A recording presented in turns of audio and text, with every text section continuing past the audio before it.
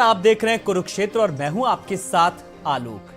आज का दिन एक नए भारत के इतिहास में एक नई तस्दीक करी है। जी हां, नई तस्दीक मैंने कहा।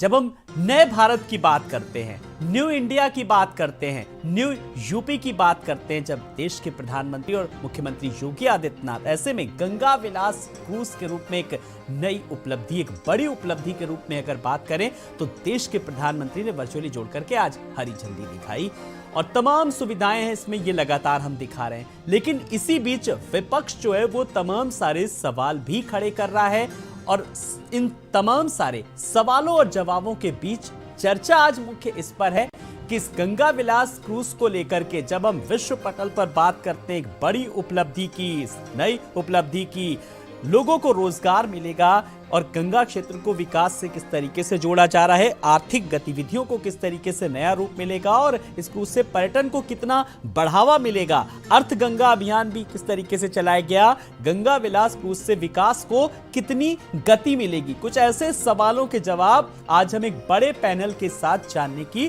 कोशिश करेंगे। लेकिन सबसे पहले कुछ बयान जरा सुनवाना चाहेंगे अपने दर्शकों को।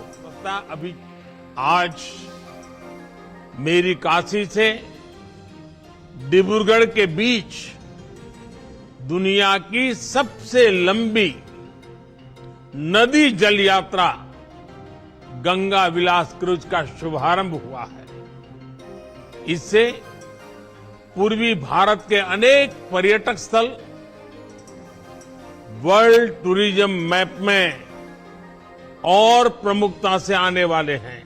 विगत 8 वर्षों में बदलते हुए भारत को दुनिया ने देखा है। काशी ने एक नई यात्रा प्रारंभ की है। आज काशी के साथ साथ उत्तर प्रदेश, बिहार, झारखंड आदि राज्यों के लिए एक नए युग में प्रवेश करने का दिन है।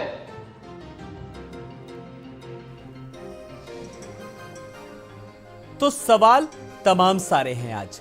एक तरफ लगातार पीपीपी मॉडल की बात की जा रही है, इस पर काम किया गया है, और दूसरी तरफ रोजगार को लेकर भी जोड़ा जा रहा है। विपक्ष तमाम सारे सवाल उठा रहा है, लेकिन इस बीच आम लोगों को क्या मिला, एक हम चर्चा इसी पर करेंगे। जल्दी से जो मेहमान हमारे साथ जुड़े हुए हैं उनसे अपने दर्शकों का तारुफ करा देते हैं। हमारे साथ समाजवादी पार्टी के प्रवक्ता कपीश श्रीवास्तव जी हैं। कपीश जी नमस्कार, आपका बहुत बहुत स्वागत करना चाहूंगा। और साथ ही साथ रजनीकांत मिश्रा जी हैं, प्रवक्ता आरएलडी हमारे साथ। रजनीकांत जी नमस्कार, आपका भी बहुत बहुत स्वागत है।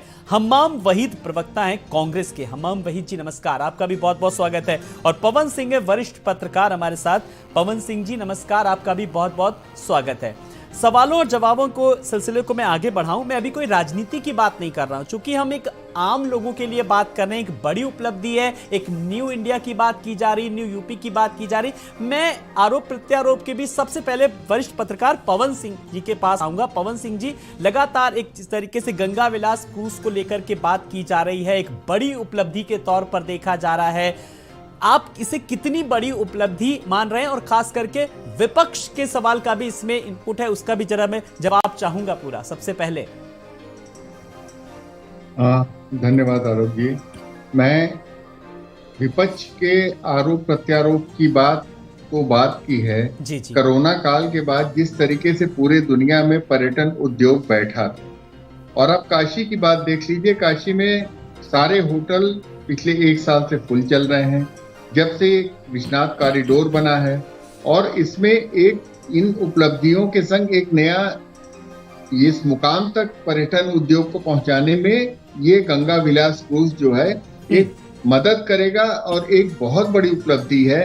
काशी में आज की तारीख में जो 70% यहाँ का रेवेन्यू है वो पर्यटन पे टिका हुआ है, और पर्यटन के लिए नई नई जो चीजें जुड़ रही हैं उसके लिए ये बहुत ही उपयोगी साबित होगा। विपक्ष का काम आरोप लगाना हो सकता है, लेकिन वो जमीनी हकीकत को देखें कि आज ताजमहल में जितने लोग आते हैं उससे ज्यादा विश्वनाथ कॉरिडोर में आ रहे हैं। यहाँ पे कोरोना के बाद से जो बुद्धिस्ट टूरिज्म था वो प्रभावित हुआ था, लेकिन विदेशियों को आकर्षित करने के लिए एक नई चीज तो हुई है, जो कि इतनी बड़ी विश्व की सबसे बड़ी नदी यात्रा करा रही है। कुछ एक अट्रैक्शन ऐसा होना चाहिए जिसकी वजह से यानी लोग कि खींच साफ तौर करके पर कहा आएंगे। जा सकता है, जब हम अंतर्राष्ट्रीय स्तर पर, जब हम विश्व के परिदृश्य की बात करते हैं, तब कहीं ना कहीं एक विदेशियों को निवेश के लिए भी एक तरीके से आकर्षित करने का एक सुनहरा मौका, इसे इस तरीके से भी शायद समझा जा सकता है। मैं कपीश श्रीवास्तव जी आपके पास आ रहा हूं। लगातार जिस तरीके से एक बड़ी उपलब्धि की जा रही है, बताई जा रही है, और साफ तौर पर जैसा कि वरिष्ठ पत्रकार ने भी कहा कि जब पर्यटन के क्षेत्र में बात करें, जो संभावनाएं थी और संभावनाएं बढ़ी हैं, जाहिर सी बात है, तो इससे रोजगार के अवसरों का भी सृजन होगा। आपको किस किस बात को लेकर के जो आपत्ति है, दिक्कत है, मैं जरा आपसे चाहूंगा खुलकर अपनी बात रखें कपीश जी। आलोक जी, सबसे पहली चीज ये है कि समाजवादी पार्टी एक बात कहती है कि जब भी कोई ऐसा कदम उठाया जाए जो पर्यावरण पर प्रभाव डाल सकता है, तो उस पर एक पूरा का पूरा रिसर्च वर्क होना चाहिए। और मैं क्यों ऐसा कह रहा हूं? संपोषणीय विकास अगर नहीं है तो वो विकास कोरा होता है।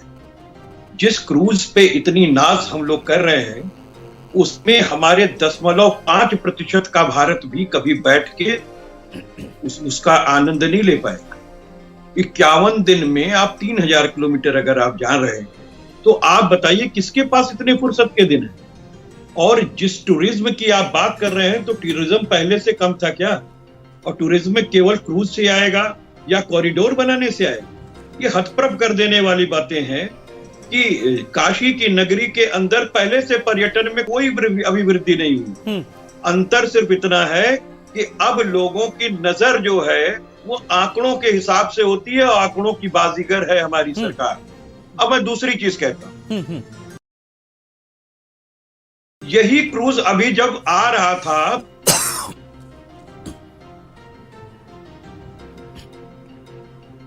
तो मैं आपको कह रहा हूं कि 3 दिन के लिए ये क्रूज फंस गया था गारद में।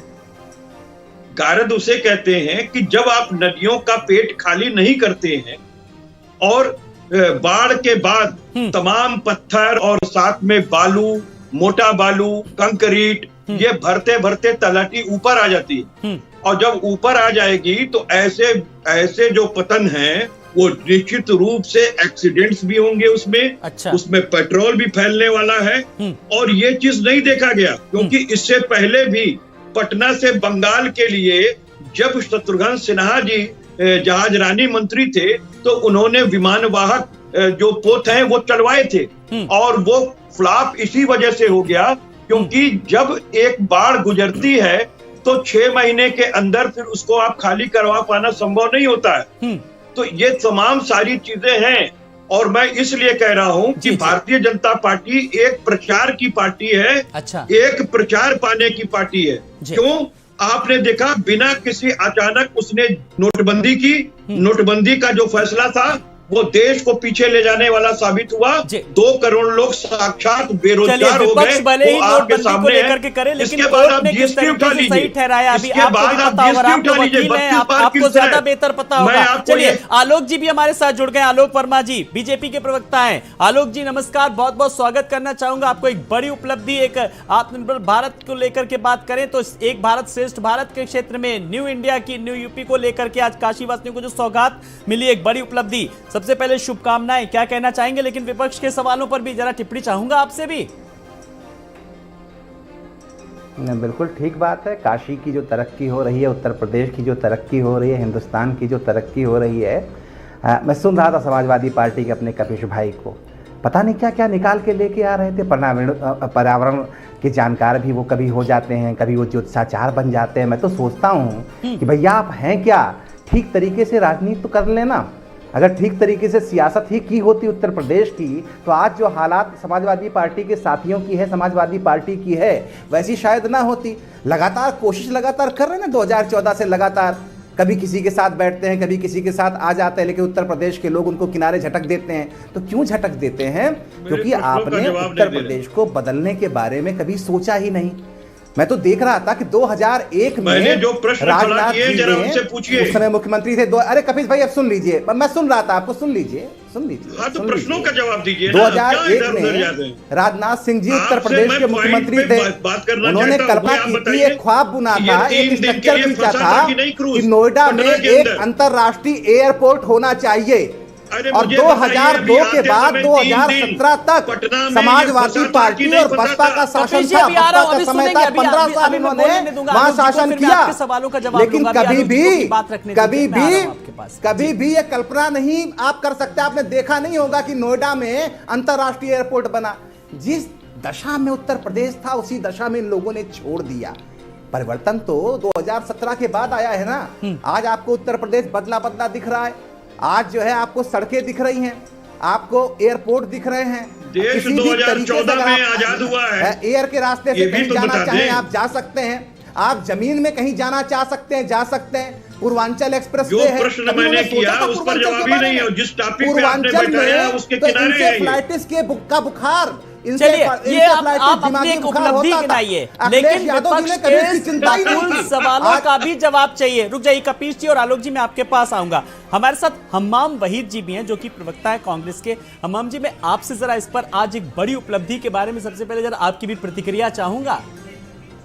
जी आलोक जी, मैं कहना चाहूंगा कि उत्तर प्रदेश सरकार जो है उपलब्धि में नया नया रिकॉर्ड बना रही है और प्रधानमंत्री जी तो उद्घाटन करने में रिकॉर्ड बना रहे हैं। प्रश्न ये है कि जिस क्रूज पे चर्चा हम लोग कर रहे हैं उसमें 18 स्वीट्स जो हैं उसके एक स्वीट्स का 24 घंटे का जो किराया है वो 50,000 रुपये।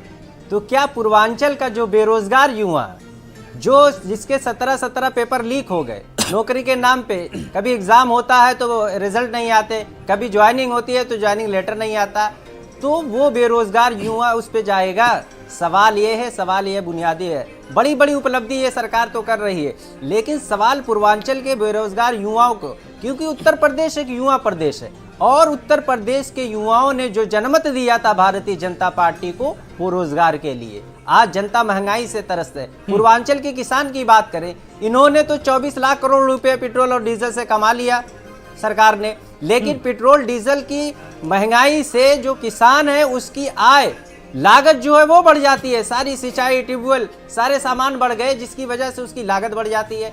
और पूर्वांचल में जो किसान रहता है वो छोटा किसान है, अपनी पूंजी लगा के लागत लगा के वो जब काम करता है तो उसको फसल के मुआवजा नहीं मिलता। तो कुल मिला जुला के यही है जो जनहित के मुद्दे हैं, जो नौजवान के रोजगार की बात है उस पे बात होनी चाहिए। सरकार उपलब्धि ये है, सरकार बताए जिम्मेदारी किसकी तय। बिल्कुल सरकार पर अब सवाल खड़े हो रहे हैं। जी मैं आ रहा हूं, मैं आलोक जी मैं आप ही के पास आ रहा हूं। आप सवाल सुनते रहिए, फिर आप जवाब तमाम सारे जवाब दीजिएगा। हमारे साथ रजनीकांत मिश्रा जी भी जुड़ गए हैं। रजनीकांत जी, जिस तरीके से गंगा विलास क्रूज से विकास को गति मिलेगी सीधे तौर पर यह कहा जा रहा है, आपको क्या लग रहा है किस तरीके की गति मिलेगी? जरा मैं आपकी भी टिप्पणी चाहूंगा। पहले तो देखिए मैं ये कहना चाहता हूं कि मुझे तो एक इवेंट लगता है ये, ठीक है। इससे पहले भी एक क्रूज, माल क्रूज जो है हल्दिया से चला, आज तक पता नहीं चला वो कहां गया। देखिए मेरा सवाल सुनिए और थोड़ा समय दीजिएगा। वो बताएं कि वो कहां गया, कितने लोगों ने माल ढोया, उससे क्या मिला है देश को, क्या मिला क्या नहीं मिला। दूसरी चीज ये है कि इसमें विदेशी या जो इसके पास बहुत पैसे होंगे वो चढ़ेंगे। पहले तो इस पे कहा जा रहा है इससे रोजगार उपलब्ध होगा। ये सरकार बताए इस क्रूज से कौन सा रोजगार उपलब्ध होगा, कैसे होगा, इसका एक इनको डिटेल एक इसका पहले खाका रखना चाहिए कि इससे युवाओं को कौन सा रोजगार। देखिए मैं तो ये कहना चाहता हूं कि देखिए देश को जो जरूरत है, बुलेट ट्रेन नहीं आई, कौन नहीं चाहेगा कि हमारे देश में बुलेट ट्रेन आए? कौन नहीं चाहेगा मेरे देश में बहुत अच्छे अच्छे क्रूज चले, सी क्रूज चले, रिवर क्रूज चले, बहुत सारी चीजें चले, कौन नहीं चाहे? कौन देशवासी इसको गलत कहेगा? लेकिन आपकी नीयत क्या है? आप ये लौटेगा, ये डिब्रूगढ़ जाएगा तो ये फिर दोबारा इसका क्या होगा? ये इस पर प्रश्न है, क्योंकि हल्दिया से चला आया नहीं, उसके पता नहीं चला कि उससे क्या हुआ, उससे कितने रोजगार मिले। अच्छा नौजवानों को इससे कौन सा रोजगार मिल जाएगा? जरा हमें बताया जाए कि इस देश भारत के नौजवानों को इस क्रूज से कितना रोजगार मिल जाएगा, क्या मिल जाएगा? इसमें जिसकी किराया 24-25 लाख रुपए एक तरफ से जाने का, उसमें कौन सा बनारस का आदमी उसमें बैठा है? जरा बता दीजिए। काशी वासियों के लिए क्रूज है, काशी वासियों का बड़ा अनाज, ये देश की जनता भावुक है। और हम हिंदुस्तानी हैं, हम देश को कहते हैं कि बड़ा विदेश मेरा नाम हो रहा है, तो 90% लोग बहुत दिल खुश हो जाते हैं कि मैं विदेश में बहुत मेरा नाम हो रहा है। फैक्ट ये है कि हम विदेश में जो नाम कर रहे हैं उसको किस तरह से इवेंट करके कर रहे हैं, ये पब्लिक के सामने आना चाहिए।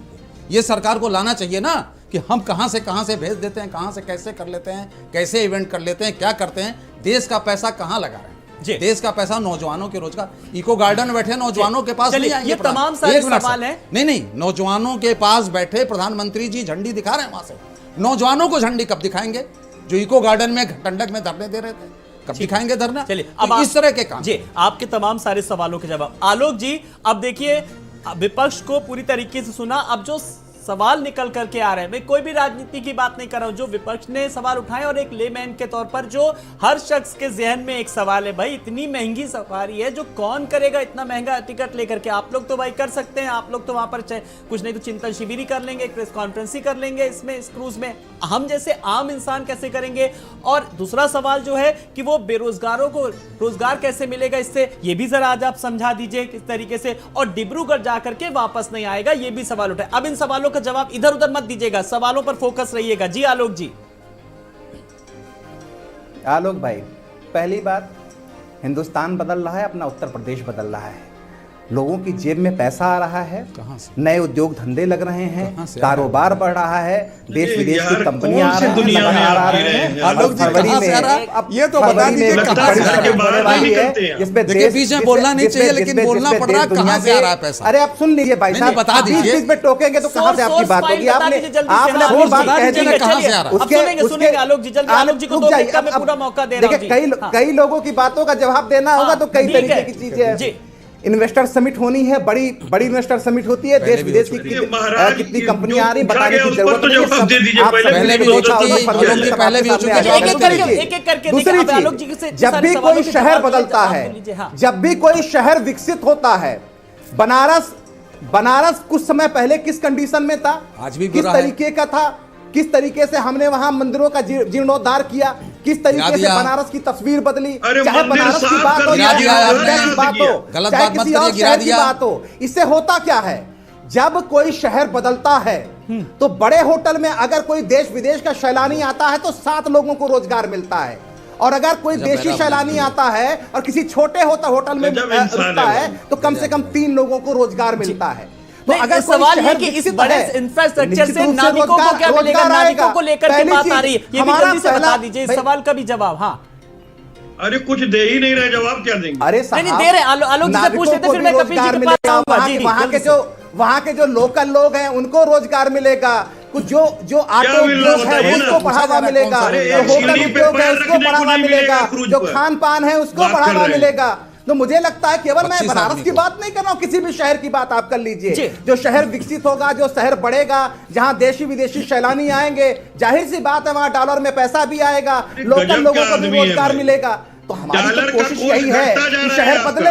अगर अयोध्या को लोग हसरत भरी नजरों से देखते हैं, देश विदेश के लोग उसे हसरत भरी नजरों से देखते हैं, तो उन्हें अयोध्या आना चाहिए और अयोध्या में इतना विशाल मंदिर बनना चाहिए कि देश दुनिया के लोग नहीं, अभी हम जरा काशी पर ही रहते हैं, काशी पर ही रहते हैं।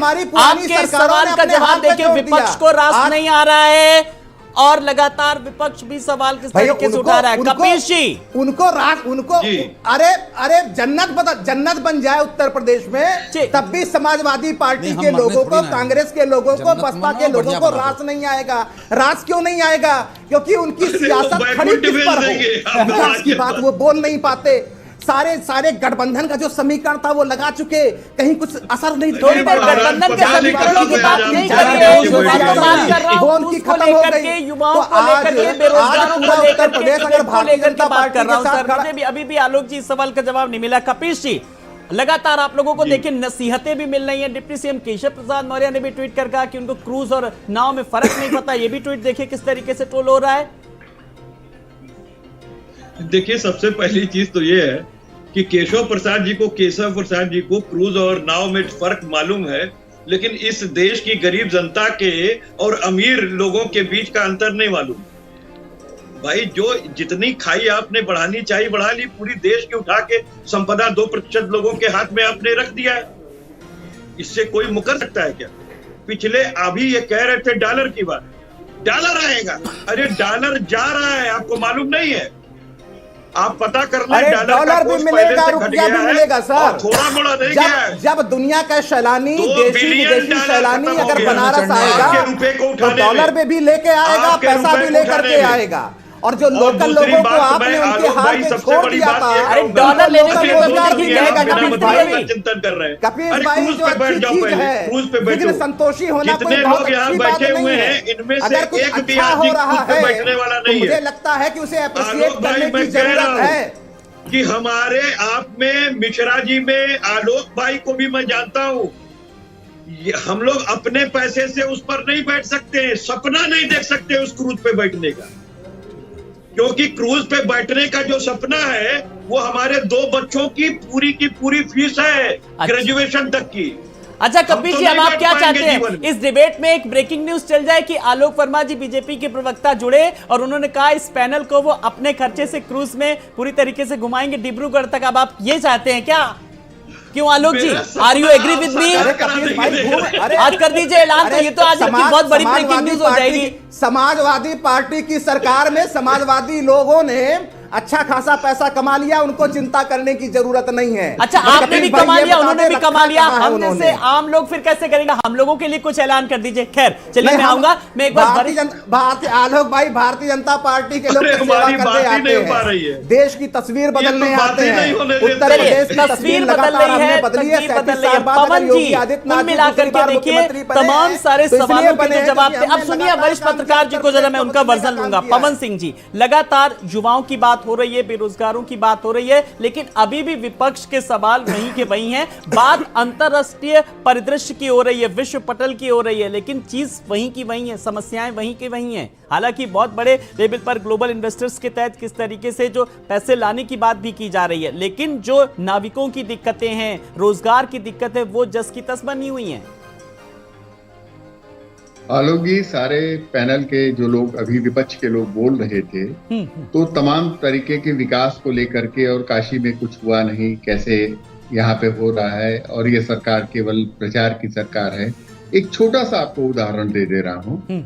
जब 2004 में राजनाथ जी भूतल परिवहन मंत्री थे, तो उन्होंने एक रिंग रोड पास की थी, और 2017 तक उस रिंग रोड का काम सिर्फ कुछ जमीनों के अधिग्रहण के चक्कर में, बीच में प्रदेश में कई विपक्षी दलों के ये जो प्रवक्ता लोग बैठे हैं, इनकी सरकारें आई, लेकिन उन्होंने उसका काम नहीं किया।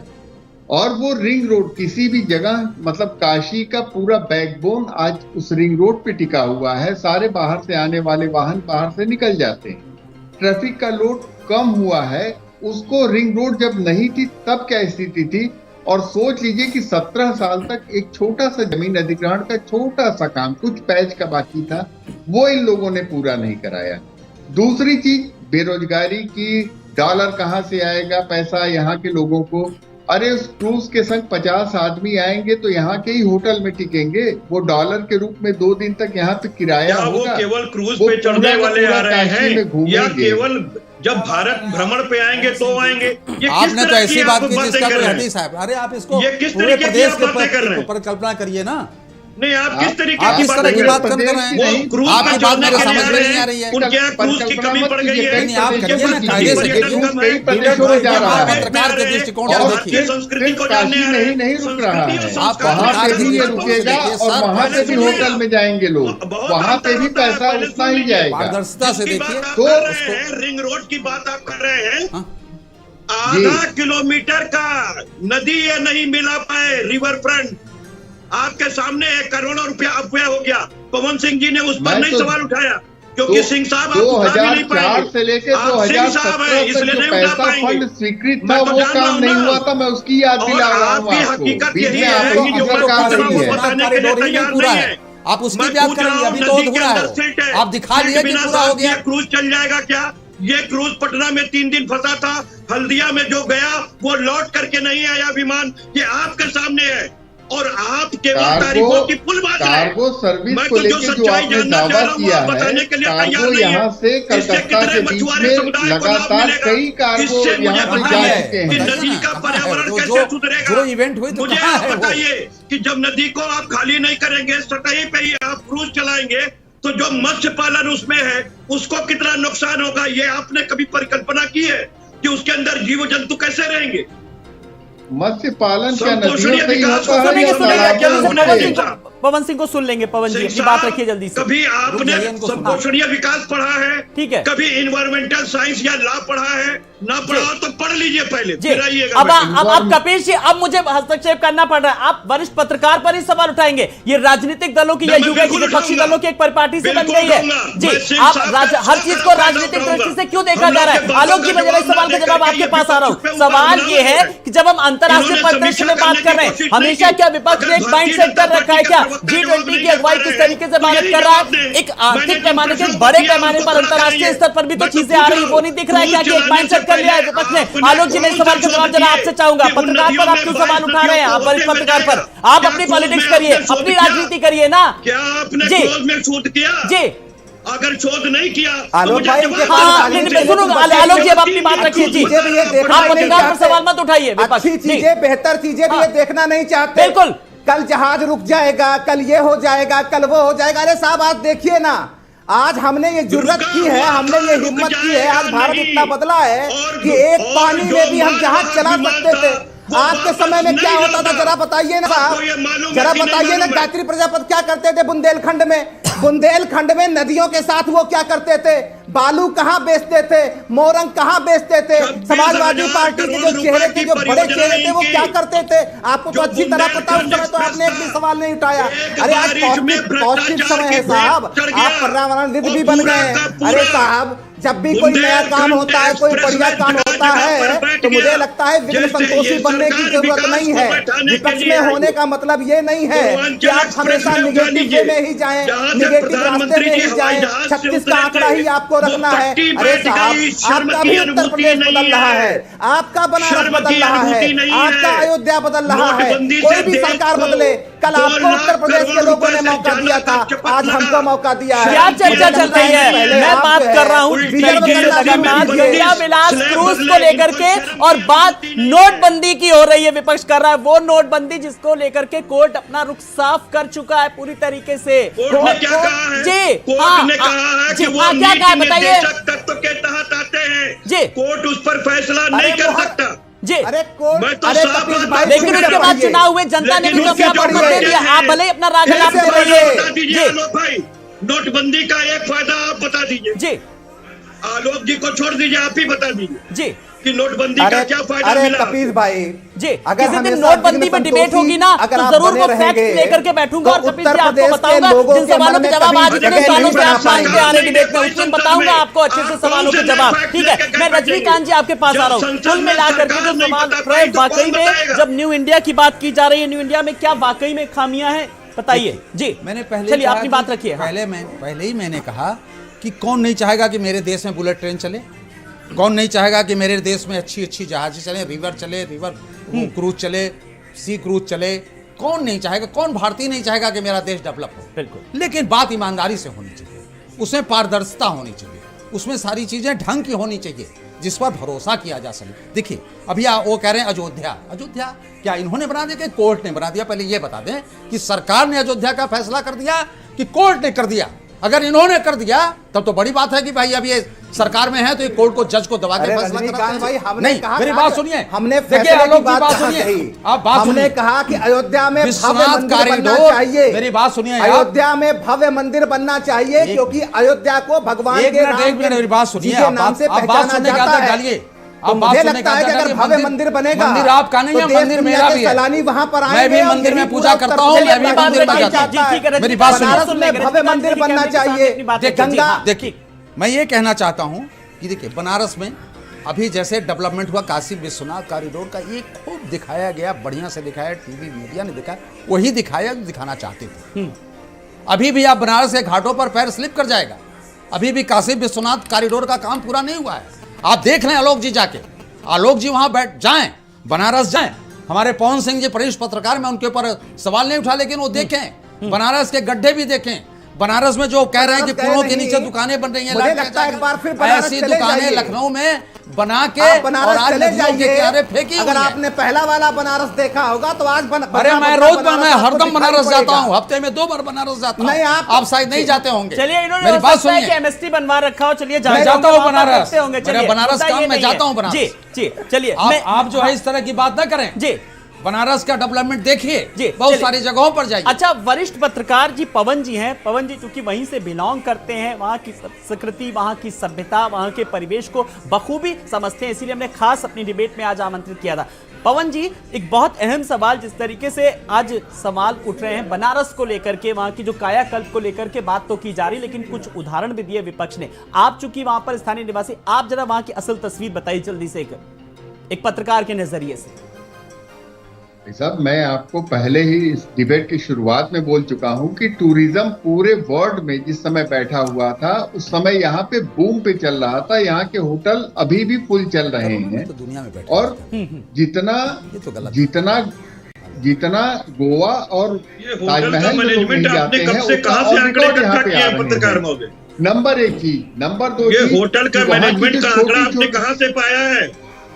नहीं, होटल किस किस होटल की बात आप कर रहे हैं? जी, आप बनारस जो आते हैं, हर हफ्ते आते हैं, नहीं, हर हमें हफ्ते बताइए ना, आते हैं, 5 गलत बात बनारस नहीं के करता। बड़े होटलों का नाम आपको बताइए। रूम मिल मैं जाते बनारस के हैं। पेट्रोल पंपों का रसीद आपको दिखा दूंगा, दे जी। दूंगा अगली चलिए, डिबेट में पवन जी को अपनी बात रखने दीजिए। पवन नहीं जी, पवन जी, 5 बड़े होटलों का आप जरा नाम बता दें छोटी-छोटी और दुकानें। उनकी जरा हम कमाई यहाँ पर बता दें होटलों का पहले की और प्रमोशन अभी करने के लिए नहीं बैठे पवन जी। चलिए, अपनी बात रखिए पवन जी, ठीक नहीं, है। तो फिर मैं अपनी मैं बात बनारस रखिए, की बात अपनी बात की रखिए। बात कर रहा हूँ जी। मंदिर कहीं के ना कहीं आसपास से जो प्रभावित छोटी हैं। प्रसाद बेचने वाली वो जो दुकानें थी, उनकी वो संख्या किन्हीं कई कारणों गुनी से बढ़ गई प्रभावित है है भाई, और आलोक जी। उनका जीवन स्तर बदल गया है।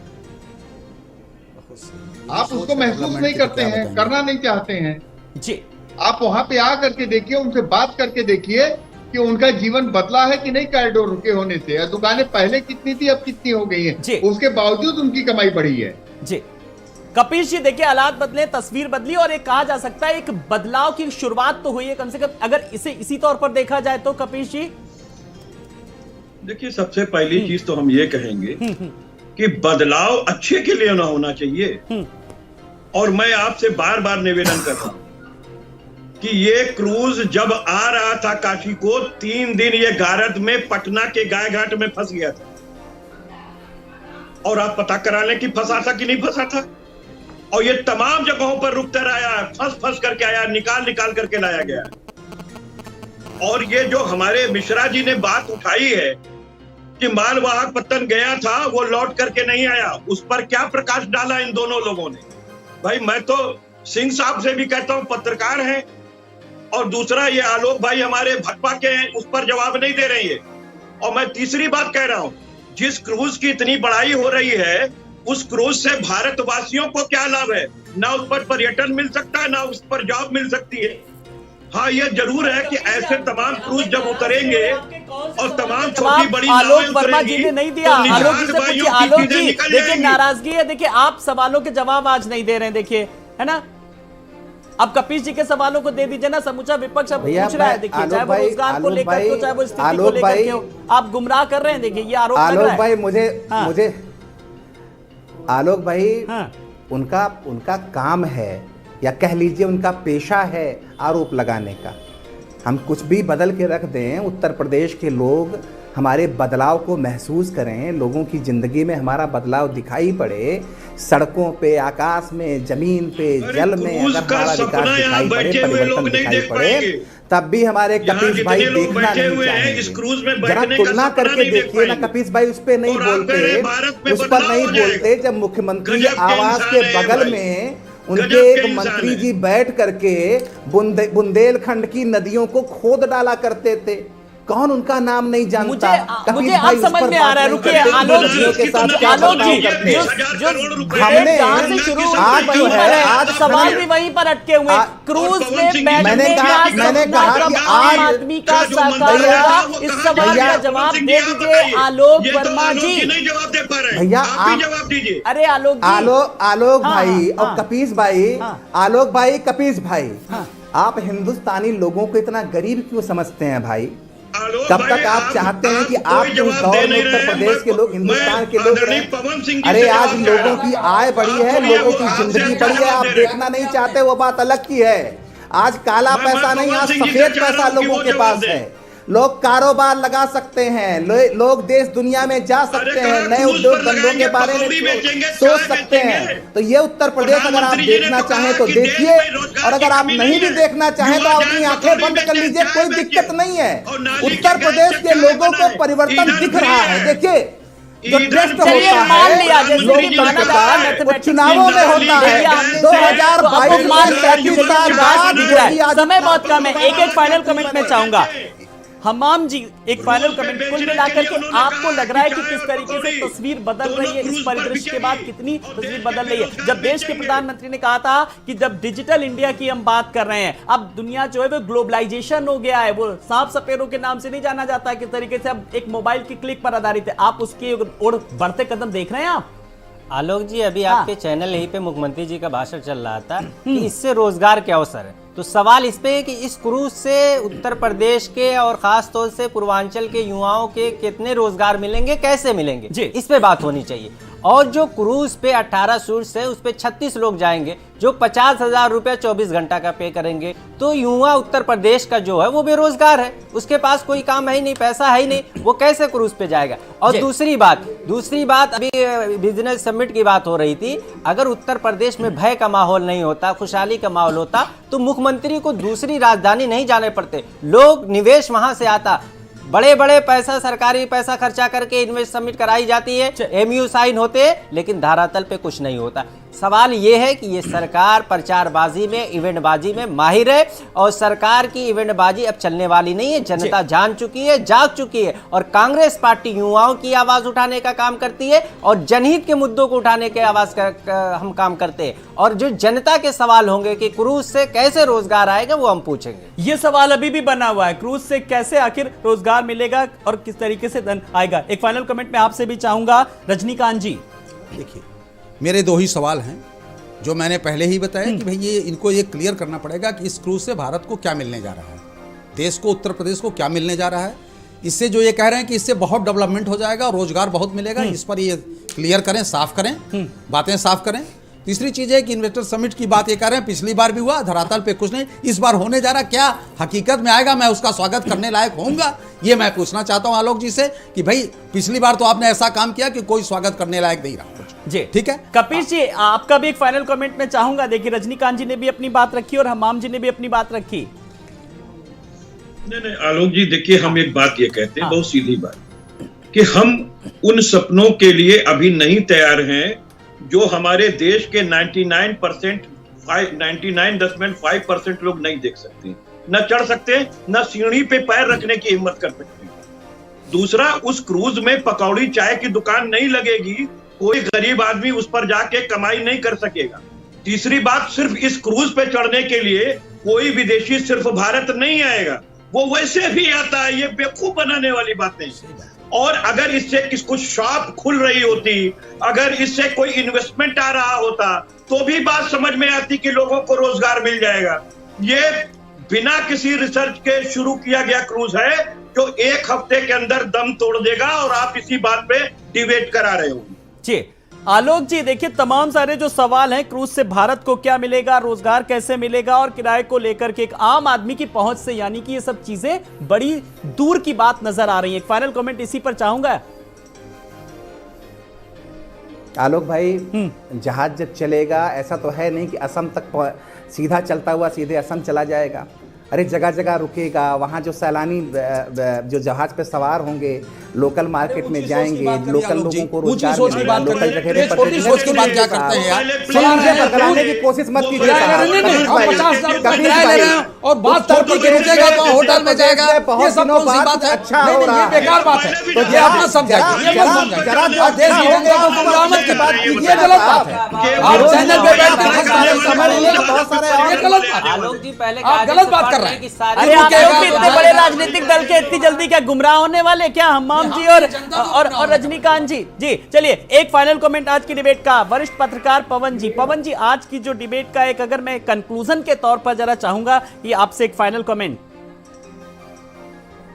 देखिए आलोक जी, सीधी बात यह है कि पहले जो इंडिया को देखा जाता था, आज से 10 साल पहले, 20 साल पहले तक, तो दिल्ली आता था आदमी, जयपुर, आगरा और इतने पे ही सारी ट्रेवल एजेंसियां अपना टूर पैकेज तय करती थी। इंडिया के बनारस या दूसरी जगहों पे जाने का कम होता था।